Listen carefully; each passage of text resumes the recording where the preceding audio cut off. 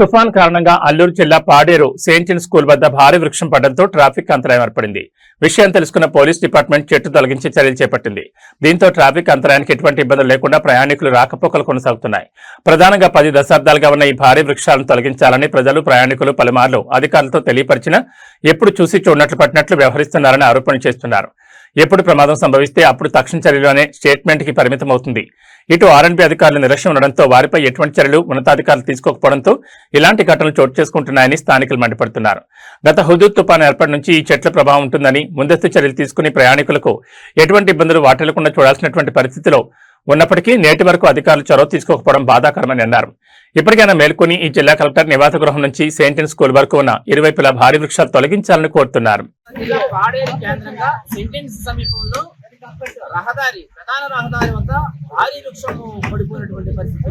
అదే ఈ తుఫాన్ కారణంగా ఇక్కడ భారీ వృక్షం అనేది క్రమేపీ వాలు దాటుతూ వస్తూ ఈరోజు ప్రమాదానికి గురయ్యే పరిస్థితి ఏర్పడింది. దీనికి సంబంధించి ఒక స్కూటీలో ప్రయాణిస్తున్నటువంటి ఒక ఫ్యామిలీ కూడా అక్కడ డ్యామేజ్ అవ్వడం జరిగింది. స్కూటీ డ్యామేజ్ తో పాటు అక్కడ ఉన్నటువంటి ఆ స్కూటీలో ప్రయాణిస్తున్న మహిళకి గాయాలు తగిలినట్టు మనకు సమాచారం ఉంది.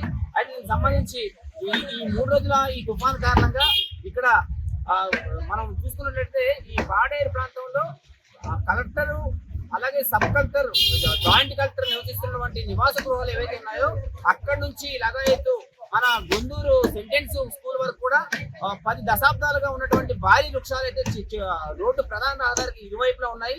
దీనికి సంబంధించి గత హుదూద్ తుఫాన్ కానీ, మెంతా తుఫాన్ కానీ, లైలా తుఫాన్ కానీ ఈ తుఫాన్ లో ఈ యొక్క చెట్లు కూడా భారీగా పడిపోయిన దృశ్యాలు ఉన్నాయి.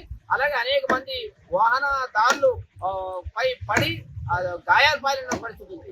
కొంతమందికి కాళ్ళు చేతులు ఇరిగే పరిస్థితి కూడా ఇక్కడ లేకపోలేదు. అయితే ఏదేమైనప్పటికీ కూడా ఈ 20 ఏళ్ళు కూడా ఈ యొక్క 100 సంవత్సరాలు దాటినటువంటి ఈ వృక్షాలు ఏవైతే ఉన్నాయో దీన్ని తొలగించాలని చెప్పి ఇక్కడ శోధక దానితో పాటు అలాగే ఇక్కడ ఈ రహదారి గుండా ప్రయాణిస్తున్నటువంటి అనేక మంది అర్జీలు పెట్టడం కూడా జరిగింది. దీనికి సంబంధించి ఇప్పటికైనా సరే కలెక్టర్, జిల్లా కలెక్టర్ స్పందించి దీనికి అలాగే పోలీసు తో పాటు జిల్లా ఎస్పీతో పాటు జిల్లా కలెక్టర్ కూడా స్పందించి ఈ తుఫాన్కి ఇలాంటి తుఫాన్లు వచ్చినప్పుడు ఈ భారీ వృక్షాలతో ప్రమాదకరమైనటువంటి పరిస్థితులు ఏర్పడుతున్నాయి. కాబట్టి దీన్ని వెంటనే ఇరువైపునటువంటి భారీ వృక్షాలు తొలగించాలని చెప్పేసి ఇక్కడ నెటిజన్లు అయితే కోరుతున్నారు.